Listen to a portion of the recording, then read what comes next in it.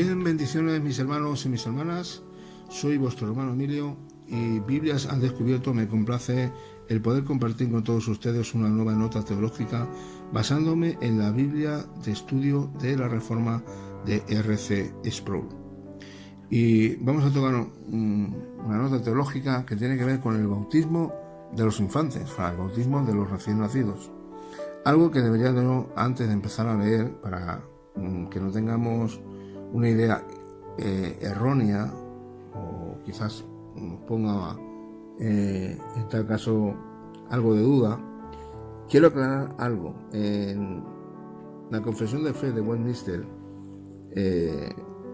hecha pues en el año 1600 y algo, en la época de Juan Calvino, en el capítulo 28, punto 3 y punto 4 enfatiza radicalmente de que los niños, el bautismo no precisamente no tiene por qué ser por inmersión, sino también por aspersión, o sea, echándole agua por encima, exactamente como hacen los curas, los sacerdotes en la Iglesia Católica Apostólica Romana.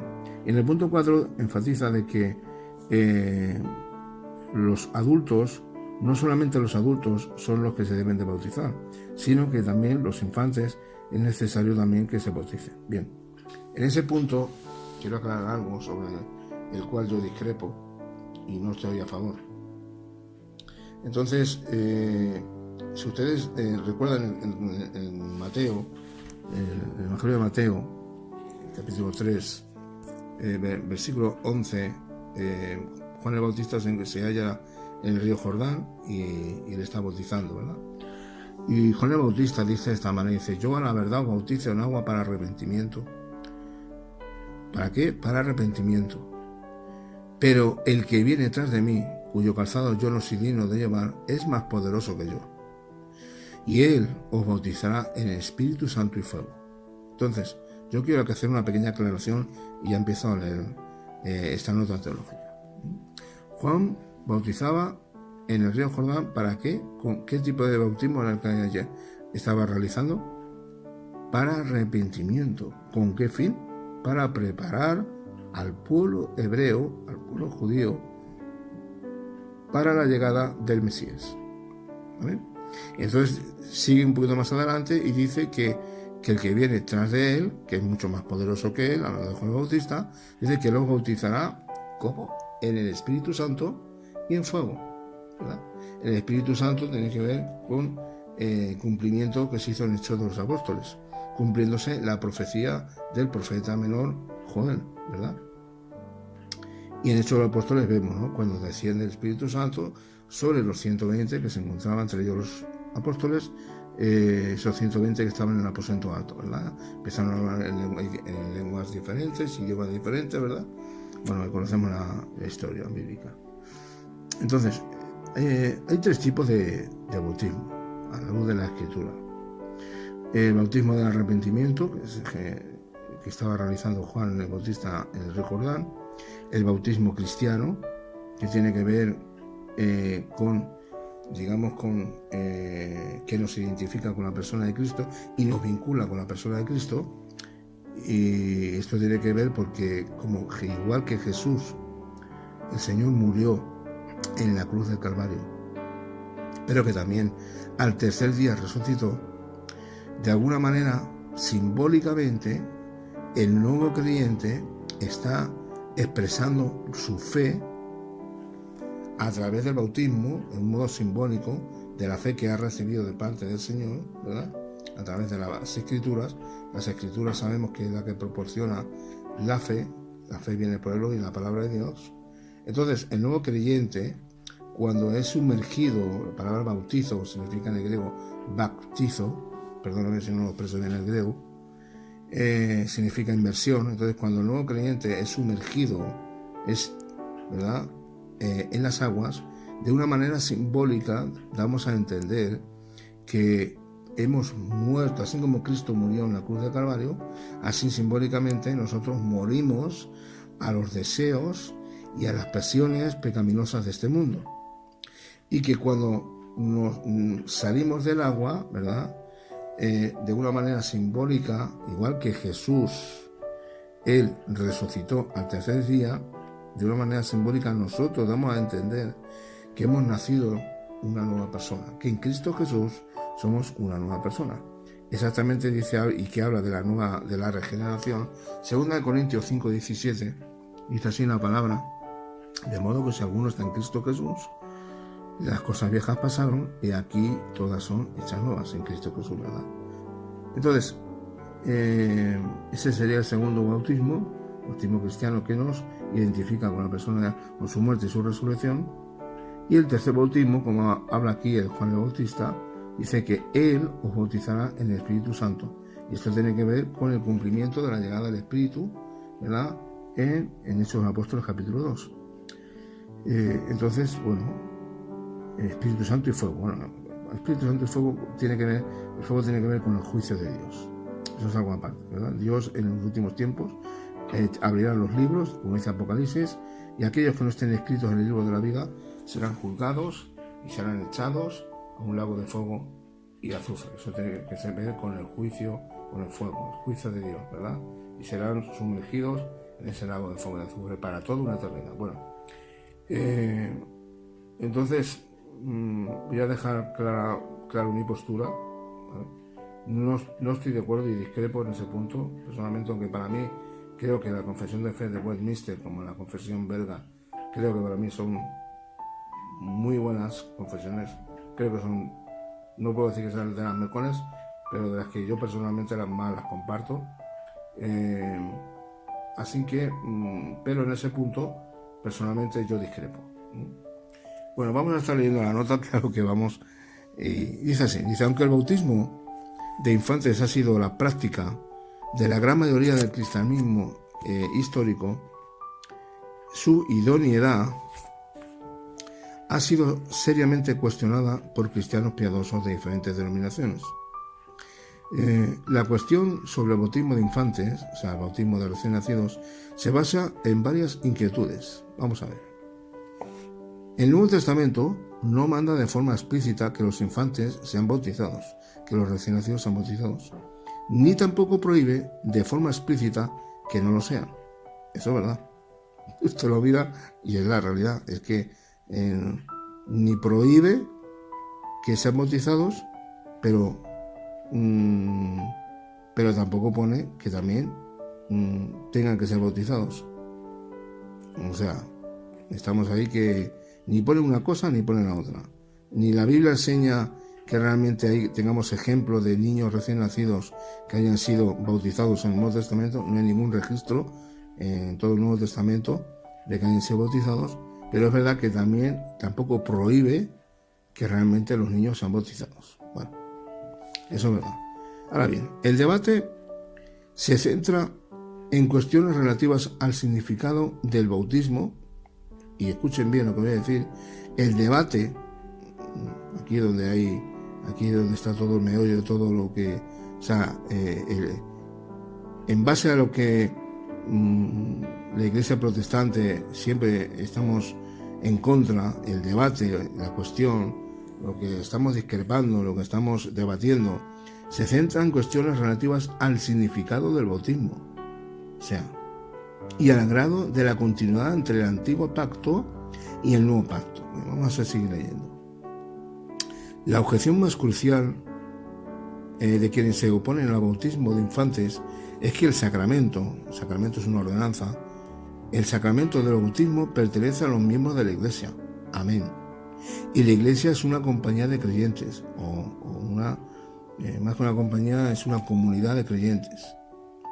Dado que los infantes son incapaces de ejercitar fe, amén, así es, ellos no deberían ser bautizados, por supuesto. También se enfatiza que de los bautismos registrados en el Nuevo Testamento no hay referencias específicas a infantes. Exactamente, correcto, así es. Otra objeción es que el antiguo pacto, aunque no transmite la salvación a través de las líneas biológicas sanguíneas, sin embargo, tenía un énfasis étnico en la nación de Israel. El pacto se pasó a través de los lazos familiares y nacionales. En el Nuevo Testamento, el pacto es más inclusivo, permitiendo que gentiles entren en la comunidad de fe. Vemos que por primera vez en Antioquía de Siria, si no me equivoco, había dos Antioquías, Antioquía de Siria y Antioquía de Pisidia, por primera vez se llamaron cristianos a los primeros creyentes gentiles. Entonces, en el Nuevo Testamento, el pacto es más inclusivo, permitiendo que gentiles entren en la comunidad de fe. Repito por segunda vez. Este punto de discontinuidad marca una diferencia entre la circuncisión y el bautismo. Dese cuenta que la circuncisión fue dada desde los tiempos de Abraham, y a partir de Abraham, Isaac y todos los nacidos en el pueblo hebreo, en el pueblo judío, ¿verdad?, en el pueblo de Israel, era la señal del pacto que Dios dio a Abraham como una señal de fe, ¿verdad? Aunque él realmente, antes de ser circuncidado, él ya recibió la fe, porque él, por fe, capítulo 12 de Génesis, Dios lo llama, dice, sal de tu tierra y de tu parentela, y él por fe obedeció a Dios sin titubear y salió de su tierra y de su parentela. Vivía en Mesopotamia con su padre, ¿verdad?, y salió de ese lugar, y por fe lo hizo, ¿verdad? Y cuando Dios le promete, de alguna manera, el hijo de la promesa, que fue Isaac, Dios, darles cuenta que Dios ya le da la promesa del pacto de la circuncisión. O sea, como que por fe este niño iba a ser integrado en la familia de la nación de Israel, o sea, del pueblo hebreo, que era un niño que debería, cuando fuera mayor, de guardar la ley y los mandamientos de Dios por fe. Por lo tanto, el pacto de la circuncisión a los niños se le daba de una manera simbólica, por decirlo de una manera, se le estaba atribuyendo la fe al niño por medio de la circuncisión antes de que el niño de por sí mismo tuviera fe, siendo una persona ya con conciencia y entendiendo y sabiendo quién es Dios, ¿verdad? O sea, se le estaba dando, antes de que naciera, la fe por medio de la circuncisión, antes de tener de que él por sí mismo tuviera fe en Dios. Entonces, claro, por otro lado, los que favorecen el bautismo de infantes, o sea, los que están a favor de que los niños recién nacidos sean bautizados, enfatizan las similitudes que éste tiene con la circuncisión. Ahí discrepo. Aunque el bautismo y la circuncisión no son idénticos, tienen puntos esenciales en común. Ambos son señales del pacto, del antiguo pacto y del nuevo pacto. El antiguo pacto es la circuncisión, el nuevo pacto es el bautismo, ¿verdad? Y ambos son señales de la fe, porque todo se tiene que hacer por fe. Al niño se le atribuía el pacto de la circuncisión por fe, no por la fe que tenía el niño, sino por la fe de los padres, que se le atribuía o se le vinculaba al niño por la fe que ellos tenían en Dios, y lo hacían por fe. Y seguimos, dice, ambos son señales del pacto y ambos son señales de la fe. En el caso de Abraham, él vino a la fe cuando era adulto, correcto. Hizo profesión de fe antes de ser circuncidado, correcto, es lo que acabamos de hablar hace un momentito. Tuvo fe antes de recibir la señal de esa fe. En cambio, Isaac, que es su hijo, el hijo de la promesa, el hijo de Abraham, recibió la señal de su fe antes de tener la fe que representaba la señal, como fue, y aquí entre paréntesis, pues como fue el caso con todos los futuros niños del pacto. Claro, de lo que acabamos de hablar hace un momento. Él recibió la fe antes de que él la tuviera, por medio de la circuncisión del pacto, porque fue un acto de fe que lo hicieron. Lo hizo el Padre. El punto crucial radica en que en el Antiguo Testamento Dios ordenó que se administrara una señal de la fe antes, una señal de la fe, la circuncisión, antes de que la fe estuviera presente. Claro, un niño recién nacido, ¿qué fe puede tener esa criatura? Imposible. Puesto que claramente ese fue el caso, es errado argumentar, en principio, que es malo administrar una señal de fe antes de que la fe esté presente. Vuelvo a repetir. Puesto que claramente ese fue el caso, es errado, o sea, es algo que está equivocado, argumentar o pensar, en principio, que es malo administrar una señal de fe antes de que la fe esté presente. También es importante notar que el registro de los bautismos en la narrativa del Nuevo Testamento son de adultos, que fueron previamente no creyentes. Ellos fueron la primera generación de cristianos. De nuevo, siempre ha sido la norma de que los adultos convertidos, aquí entre paréntesis pone que no eran hijos de creyentes durante su infancia, deben primero hacer una profesión de fe antes de recibir el bautismo, que es la señal de su fe, exactamente. Cerca de un cuarto de los bautismos mencionados en el Nuevo Testamento indican que familias enteras fueron bautizadas. Esto sugiere con fuerza, aunque no lo prueba, que infantes estuvieron incluidos entre los bautizados. Dado que el Nuevo Testamento no excluye de forma explícita a los infantes de la señal del pacto, y entre paréntesis pone, y ellos habían sido incluidos por miles de años cuando la señal del pacto era la circuncisión. La Iglesia primitiva podría haber supuesto de forma natural que a los infantes debía administrarse la señal del pacto. La historia es testigo de esta suposición. La primera mención directa del bautismo de infantes se da alrededor del siglo II después de Cristo. Lo que es importante notar con respecto a esta referencia es que se supone que el bautismo de infantes era la práctica universal de la Iglesia. Se supone. Si el bautismo de infantes no era la práctica de la Iglesia del siglo I, de aquí hay una pregunta. ¿Cómo y por qué esta desviación de la ortodoxia sucedió tan rápido y de forma tan generalizada? Que no solo se propagó rápida y universalmente, sino que la literatura existente de esa época no refleja ninguna controversia con respecto a este asunto. En general, el nuevo pacto es más inclusivo, incluye más que el antiguo pacto. Sin embargo, los que cuestionan la validez del bautismo de infantes lo hacen menos inclusivo con respecto a los niños, pese a la ausencia de alguna prohibición bíblica contra tal práctica.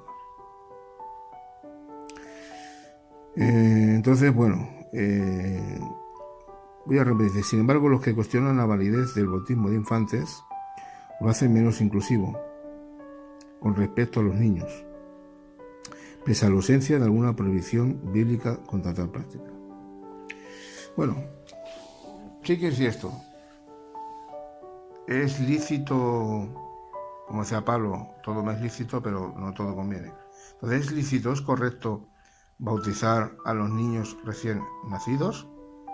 Aunque la Biblia específicamente no lo prohíba, pero tampoco lo enseña que lo tengamos que hacer. Yo, a la luz de la palabra, mi opinión personal y conforme a las Escrituras veo y lo que la luz de la palabra y lo que el Espíritu Santo a lo largo de todos los años que llevo en el Evangelio, no solamente un servidor, sino a muchos creyentes de nosotros nos ha iluminado. Yo no estoy a favor de la práctica del bautismo de los infantes, porque como bien ha dicho anteriormente esta nota teológica, un niño recién nacido infante no puede tener fe. Entonces, si tú te bautizas es porque tienes fe, así de claro.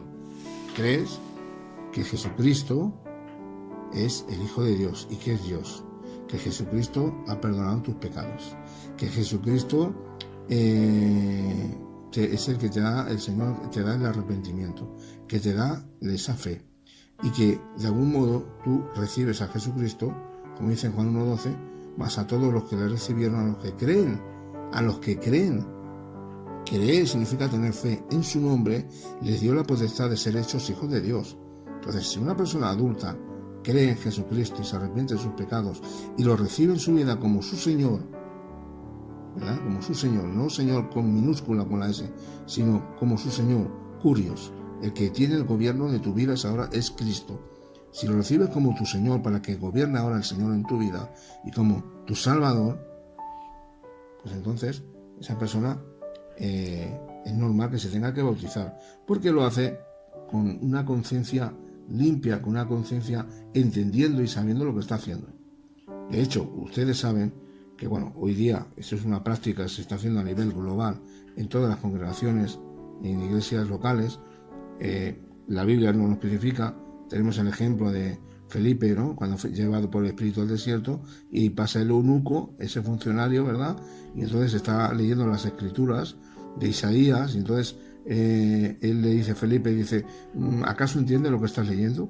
Y claro, el eunuco se queda, me imagino que se quedaría mirando y le diría, ¿cómo voy a entender yo si no hay nadie que me lo explique? Y cuando Felipe les pone el Evangelio de Jesucristo, recibe la fe, porque el Señor le da fe en ese momento, y entonces, ¿qué le dice a Felipe? Dice, ¿impide algo de que yo pueda ser bautizado?